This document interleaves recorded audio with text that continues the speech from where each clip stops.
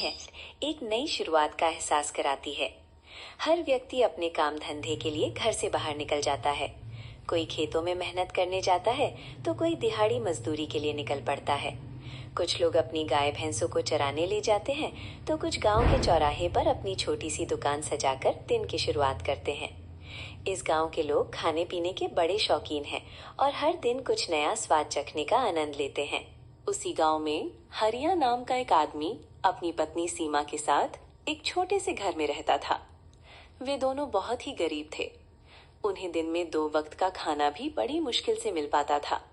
वे रोज भगवान से प्रार्थना करते कि एक दिन उनकी हालत सुधर जाए और उनकी जिंदगी में भी खुशियों की किरण आए। हरिया बहुत मेहनती और ईमानदार इंसान था। वो एक चिकन की दुकान पर काम करता था, लेकिन वहाँ का सेठ उसे बहुत ही कम पैसे देता था। मजबूरी के कारण हरिया को वही काम करना पड़ता था। उसे चिकन बनाना बहुत ही अच्छे से आता था और उसके हाथ का स्वाद लोगों को खूब पसंद आता था। धीरे धीरे जिस दुकान पर वो काम करता था, वहाँ ग्राहकों की भीड़ बढ़ने लगी। ये देखकर उस दुकान के सेठ के मन में एक विचार आया। पहले जब हरिया यहाँ काम नहीं करता था तो मेरे हाथ का बना चिकन लोगों को इतना पसंद नहीं आता था, लेकिन जब से हरिया आया है तब से मेरी दुकान पर ग्राहकों की भीड़ लगने लगी है। अब तो मैंने भी हरिया जैसा चिकन बनाना सीख लिया है, तो क्यों ना मैं उसे किसी बहाने से काम से निकाल दूं, फिर मैं खुद ही दुकान चलाऊंगा।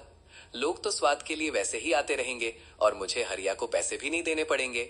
अगली सुबह होती है। हरिया रोज की तरह जल्दी उठता है और दुकान पर काम के लिए निकल पड़ता है। कुछ ही देर में वो दुकान पर पहुंच जाता है।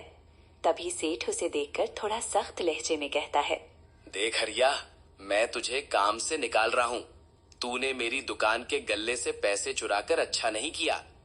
मैंने तुझे कल खुद पैसे चुराते हुए देखा था, लेकिन तू गरीब है, इसलिए मैंने उसी समय कुछ नहीं कहा। अब तुझे मेरी दुकान छोड़नी पड़ेगी।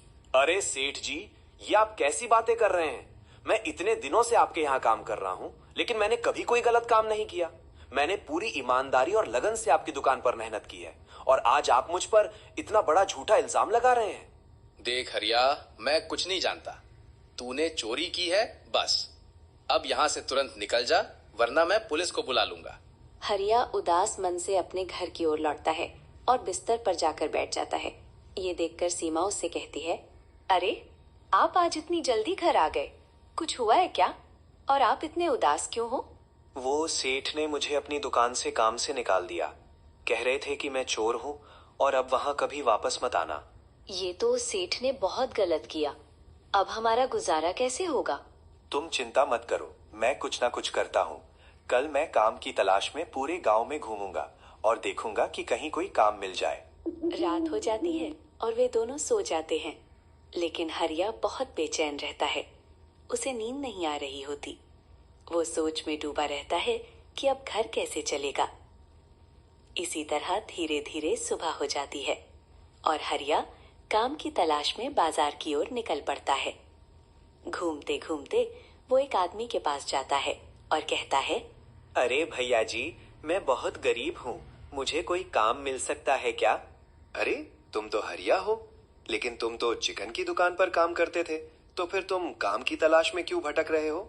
अरे क्या बताऊं भैया, वो दुकान वाला मेरी मेहनत के बहुत कम पैसे देता था और कल ही उन्होंने मुझे झूठे चोरी के इल्जाम में दुकान से निकाल दिया। अरे ये तो तुम्हारे साथ बहुत बुरा हुआ। मैं तो तुम्हें कोई काम नहीं दे सकता, लेकिन हाँ, गांव में एक बड़े आदमी हैं, लल्लन जी। उनके पास तुम्हें कोई ना कोई काम जरूर मिल जाएगा। उनका पैसे के लेन देन का बहुत बड़ा कारोबार है और उनके पास बहुत जमीन भी है। वो तुम्हें काम दे सकते हैं, लेकिन हो सकता है कि पैसे थोड़े कम मिले। कोई बात नहीं भैया, अभी मुझे घर चलाने के लिए पैसों की बहुत जरूरत है, तो मुझे कोई ना कोई काम तो करना ही पड़ेगा। आप मुझे उस सेठ के पास ले चलो। ठीक है, तो मेरे पीछे पीछे चला। तभी वे दोनों लल्लन सेठ के यहाँ जाने लगते हैं। कुछ ही देर में दोनों वहाँ पहुँच जाते हैं। तभी वो आदमी लल्लन सेठ से कहता है, अरे सेठ जी, ये हरिया है, ये बहुत गरीब है। इसके पुराने मालिक ने इसके साथ बहुत बुरा किया है।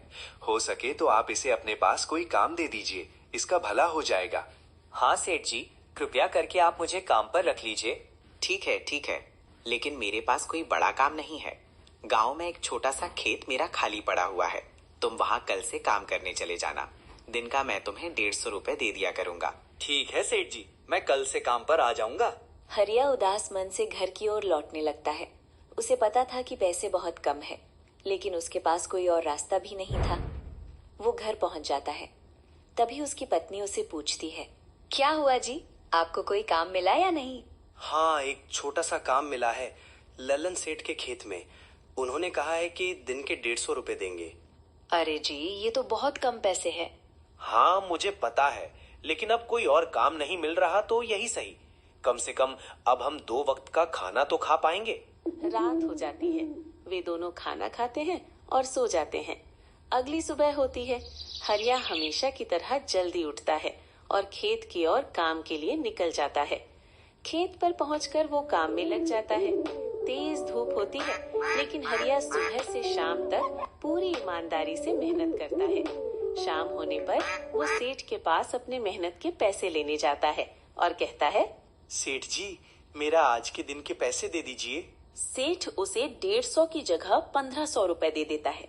ये देखकर हरिया हैरान होकर कहता है, अरे सेठ जी, आपने तो मुझे 150 की जगह 1500 रुपए दे दिए। अरे हरिया, तुम तो बहुत ईमानदार हो। मैं तुम्हारी ईमानदारी से बहुत खुश हुआ हूँ। अब से मैं तुम्हें 150 की जगह दिन के 250 रुपए दिया करूंगा। बस तुम ऐसे ही ईमानदार बने रहना। हरिया पैसे लेकर घर जाने लगता है। वो घर पहुंचकर अपनी पत्नी को सारी बातें बता देता है। फिर वे दोनों खाना खाकर सो जाते हैं। अगली सुबह होती है। हरिया रोज की तरह जल्दी उठता है। रोज सुबह खेत में मेहनत करता, फिर शाम को सेठ से पैसे लेकर घर आता, खाना खाता और सो जाता। एक दिन वो बिस्तर पर बैठकर कुछ सोच रहा होता है। तभी उसकी पत्नी उससे कहती है, क्या हुआ जी, किस ख्यालों में डूबे हुए हैं? अरे भाग्यवान, तुम तो जानती ही हो, जब से मैं इस नए खेत में काम कर रहा हूँ, हमारी आमदनी तो रुक सी गई है। बस 2 वक्त का खाना ही खा पा रहे हैं और थोड़े से पैसे भी कभी बच नहीं पाते। अगर कभी हमारी तबीयत खराब हो गई तो हमारे पास इलाज के लिए पैसे भी नहीं होंगे। तब हम क्या करेंगे? बस यही बात मुझे अंदर ही अंदर खाए जा रही है। ये तो आपने सही कहा। आपको कोई और काम ढूंढना पड़ेगा जिससे हम खाना भी खा सके और आगे के लिए कुछ पैसे भी बचा सकें। तभी सीमा के मन में एक विचार आता है और वो हरिया से कहती है, क्यों ना हम एक काम करें, हम चिकन मसाला की दुकान खोलते हैं। पिंटू सेठ के यहाँ आप काम करते थे, लोगों को आपके हाथ का चिकन बहुत पसंद भी है। वो तो ठीक है, लेकिन हमारे पास पैसे कहाँ हैं कि हम अपना चिकन मसाला का ठेला खोल सकें? अरे, आपने बताया था ना कि लल्लन सेठ जी ब्याज पर पैसे देते हैं, तो आप एक काम कीजिए, उनसे 10,000 रुपए उधार ले लीजिए और मेरे गहने बेच देना। कुछ पैसे वहां से भी आ जाएंगे। अरे, मैं तुम्हारे गहने गिरवी नहीं रख सकता, वो तुम्हारे घर वालों ने दिए हैं। अरे, अब उसकी चिंता मत कीजिए, आप जाइए और मैंने जो कहा है वो कीजिए। हमें अगर पैसे कमाने हैं तो कुछ ना कुछ करना ही पड़ेगा। ठीक है, मैं अभी जाता हूँ। तभी वो सुनार की दुकान पर जाता है और अपनी पत्नी के गहने बेच देता है। उसे वहां से कुछ पैसे मिलते हैं। फिर वो वहां से लल्लन सेठ के पास पहुंचता है और उनसे कहता है, सेठ जी, मैं आपका खेत वाला काम छोड़ रहा हूँ। अरे हरिया, अचानक से क्या हो गया? सेठ जी, मेरी आमदनी बहुत कम हो रही है, इसलिए मैं कुछ और काम करने जा रहा हूँ। मैं आपसे ब्याज पर पैसे उधार लेने यहाँ आया हूँ। अब तुमने कौन सा काम करने का सोचा है? सेठ जी, मैंने और मेरी पत्नी ने सोचा है कि मैं चिकन मसाला की दुकान खोलूं, जिसके लिए मुझे आपसे कुछ पैसे उधार चाहिए। ठीक है, ये तो अच्छी बात है कि तुमने कोई और काम करने का सोचा है। तुम्हें कितने पैसे ब्याज पर चाहिए? सेठ जी, मुझे 10,000 रुपए चाहिए, जिससे मैं एक नया ठेला ला सकूं और अपनी दुकान शुरू कर सकूं। ठीक है, मैं तुम्हें 10,000 रुपए दे देता हूँ, लेकिन एक बात याद रखना, अगले महीने ब्याज सहित मेरे पैसे लौटा देना। तुम्हें 10,000 की जगह अब 15,000 रुपए देने होंगे, और याद रखना, पैसे देने में थोड़ी भी देरी नहीं होनी चाहिए। ठीक है सेठ जी, मुझे मंजूर है। लल्लन सेठ उसे 10,000 रुपए दे देता है। फिर वो वहां से बाजार की ओर जाता है और वहां से एक ठेला खरीद कर ले आता है। अगली सुबह होती है और वो सुबह जल्दी उठ जाता है। फिर वो चिकन की दुकान पर जाने लगता है और हमजा से कहता है, अरे हमजा भाई, ताजा ताजा 5 किलो चिकन दे दो। अरे हरिया भाई, तुम्हारे घर दावत है क्या? और तुमने मुझे बुलाया ही नहीं। नहीं भाई, मैं अपनी चिकन मसाला की दुकान खोल रहा हूँ, इसीलिए मुझे 5 किलो चिकन चाहिए। तुम भी अपने परिवार के साथ जरूर आना मेरी दुकान पर। अच्छा अच्छा, ठीक है, मैं जरूर आऊंगा। हमजा हरिया को चिकन दे देता है और हरिया अपने घर की ओर चल पड़ता है। वो घर पहुंचकर चिकन बनाने लगता है। फिर उसे चखकर स्वाद देखता है और कहता है, अरे वाह, मेरे हाथ का चिकन मसाला तो बड़ा स्वादिष्ट है। फिर वो गांव में अपना ठेला लगा देता है और अपने ठेले का नाम रखता है चिकन मसाला वाला। वो जोर जोर से आवाज लगाकर गांव के लोगों को बुलाता है और कहता है, अरे आओ गांव वालों आओ, और हरिया के हाथों का लजीज चिकन मसाला खाओ और दीवाने हो जाओ। ये देखकर उसकी दुकान पर कुछ लोग आते हैं और कहते हैं, अरे हरिया भैया, तुम तो पिंटू सेठ के यहाँ काम करते थे और अब अपना ठेला लगा लिया। हाँ भैया, हालात ही कुछ ऐसे हो गए मेरे। एक प्लेट चिकन मसाला कितने का दिया? देखो भैया, दाम तो बढ़ गए हैं। इतनी महंगाई जो है, 1 किलो चिकन 300 रुपए किलो है, तो मैंने एक प्लेट चिकन का दाम 250 रुपए रखा है। इतने का ही पिंटू सेठ भी बेचता है। चलो ठीक है, हमें एक एक प्लेट लगा दो।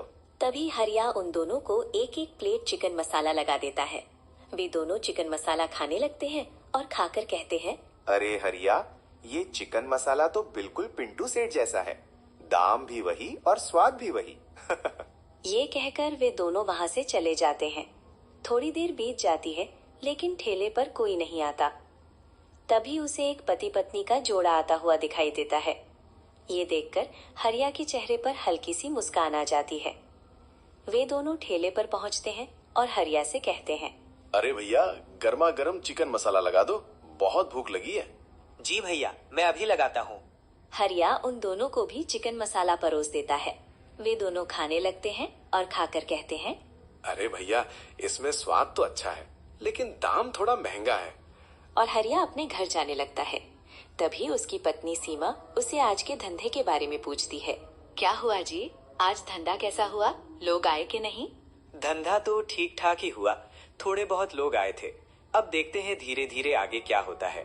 फिर वे दोनों खाना खाते हैं। चिकन लाता, उसे बनाता और गांव में अपना ठेला लगा देता। उसकी दुकान पर धीरे धीरे कुछ लोग आने भी लगे थे। ऐसे ही दोपहर हो गई। तभी वहाँ हमजा अपनी पत्नी के साथ आता है। ये देखकर हरिया हमजा से कहता है, अरे हमजा भाई, तुम्हें देखकर बड़ी खुशी हुई। अब तुमने मुझे बुलाया था तो मैंने सोचा आज फ्री हूँ तो तुम्हारी दुकान के चिकन मसाला का स्वाद ले लूं। ठीक है, आप लोग रुकिए, मैं अभी गर्मा गर्म चिकन मसाला लगाता हूँ। हरिया उन दोनों को चिकन मसाला परोस देता है। वे दोनों बड़े मजे से चिकन मसाला खाते हैं और हरिया से कहते हैं, तुम्हारा चिकन मसाला तो बड़ा स्वादिष्ट है, मुझे एक प्लेट पार्सल भी दे दो। लेकिन बस यही दिक्कत है, गांव में पिंटू सेठ की भी दुकान है, वो भी तुम्हारे जैसा ही स्वादिष्ट चिकन मसाला बनाता है और उसके पास उसके पुराने नियमित ग्राहक भी हैं जो सिर्फ उसी के पास जाते हैं, इसलिए तुम्हारी दुकान पर कम ही लोग आते हैं। ये कहकर वो अपना पार्सल लेकर वहां से चला जाता है। हरिया भी सोच में पड़ जाता है। ऐसे ही शाम हो जाती है और वो अपने घर चला जाता है। कुछ दिन बीत जाते हैं। हरिया रोज अपना ठेला लगाकर चिकन मसाला बेच रहा होता है। तभी वहाँ एक आदमी आता है और हरिया से कहता है, अरे भैया, एक प्लेट मटन लगा दो। अरे भैया, चिकन मसाला है, दूं क्या? अच्छा भैया, ठीक है, बड़ी भूख लगी है, वही दे दो। हरिया उसे चिकन मसाला परोस देता है और वो खाकर कहता है, अरे भैया, तुम्हारे मसाले में तो बड़ा स्वाद है, बस कमी है तो मटन की। आप ठीक कह रहे हो भैया, हमारे गांव में मटन की दुकानें तो बहुत हैं, लेकिन मुझे मटन बनाना नहीं आता। अरे भैया, तुम्हारे गांव में वैसा स्वादिष्ट मटन कोई नहीं बना सकता जैसा बिहार में होता है। वहाँ के लोग खड़े मसालों और तीखेपन से उसका स्वाद और भी बढ़ा देते हैं। अच्छा भैया, आप बिहार से हैं? हाँ भैया, मैं कुछ दिन पहले ही बिहार से यहाँ आया हूँ। चलो भैया, ठीक है, मुझे देर हो रही है। ये कहकर वो वहाँ से चला जाता है और हरिया बिस्तर पर बैठा होता है। तभी वो अपनी पत्नी से कहता है, सीमा, अब हमें अपने ठेले का स्वाद बदलना पड़ेगा। ये आप क्या कह रहे हैं? तो अब आप क्या काम करेंगे? आज मेरी दुकान पर एक आदमी आया था जो बिहार से था। उसने मुझसे मटन मांगा, लेकिन मैंने उसे चिकन मसाला दिया। तभी उसने मुझसे कहा कि हमारे बिहार में स्पेशल मटन बहुत स्वादिष्ट होता है जो यहाँ गांव के लोग नहीं बना सकते। अच्छा, तो ये बात है। आप सही कह रहे हैं। वैसे भी बहुत दिन हो गए हैं और हमें कोई अच्छा मुनाफा भी नहीं हो रहा, और 15 दिन बाद सेठ के 15,000 रुपए भी देने हैं, तो अब कुछ और सोचना ही पड़ेगा। गांव में लोगों को मटन तो बहुत पसंद है, लेकिन आपको तो मटन बनाना आता नहीं है। तुम चिंता मत करो, मैं कल सुबह उस बिहारी भाई को ढूंढने जाऊंगा और उनसे मटन बनाना सीखूंगा। अगली सुबह होती है और हरिया बाजार में उस बिहारी भाई को ढूंढने निकल पड़ता है।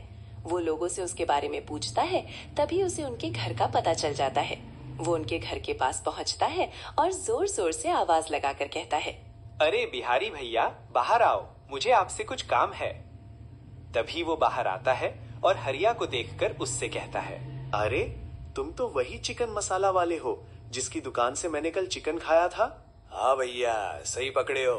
मैं चाहता हूँ कि आप मुझे बिहार का स्पाइसी मटन बनाना सिखाएं। अरे लेकिन तुम्हारी तो पहले से ही चिकन मसाला की दुकान है। हाँ भैया, लेकिन मेरी चिकन की दुकान पर लोग ज्यादा नहीं आते और मैं पैसे भी नहीं कमा पा रहा हूँ, तो मैंने सोचा कि आपसे बिहारी मटन बनाना सीख लूं और अपना मटन का ठेला गांव में लगा दूं। ठीक है, मैं तुम्हें मटन बनाना सिखा दूंगा। तुम शाम को मेरे घर 1 किलो मटन, सरसों का तेल, सारे खड़े मसाले और तीखी खड़ी मिर्च लेकर आ जाना। मैं तुम्हें बनाना सिखा दूंगा। तभी हरिया बाजार जाता है और दुकान से सारे खड़े मसाले ले लेता है और मटन की दुकान से 1 किलो मटन लेकर शाम होते ही बिहारी भाई के घर पहुंच जाता है। बिहारी भैया उसे किचन में ले जाते हैं। वहां बिहारी हरिया से कहते हैं, देखो, पहले हम इसमें सरसों का तेल डालेंगे, फिर इसमें सारे खड़े मसाले डालकर उसमें तीखी खड़ी मिर्च डालेंगे। उसके बाद इसमें मटन डाल देना और उसे अच्छे से पकने देना। बस तुम्हारा बिहारी स्पाइसी मटन तैयार हो जाएगा। मटन बन जाने के बाद वे हरिया को चखने के लिए कहते हैं। हरिया मटन खाता है और कहता है, अरे वाह बिहारी भैया, ये तो सच में बहुत स्वादिष्ट है। मुंह में जाते ही ये तो घुल गया। कितना नरम नरम है ये, और इसका तीखापन तो स्वाद में 4 चांद लगा रहा है। चलो, अच्छी बात है कि तुम्हें ये बहुत पसंद आया। तुम भी इसे अच्छे से सीख लो और अपना मटन का ठेला गांव में लगा दो।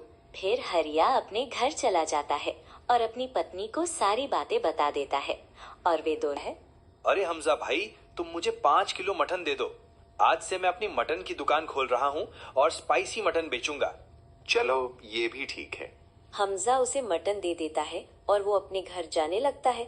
हरिया घर पहुंचकर बिहार